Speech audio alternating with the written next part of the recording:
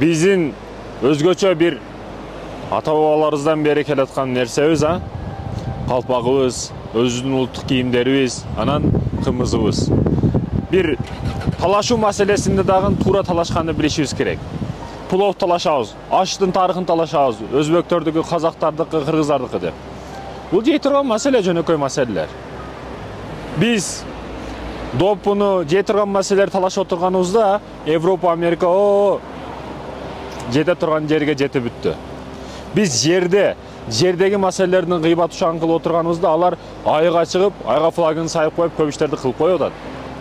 Айтайын дегеним, эки казак менен өзбек талашып калыптыр да.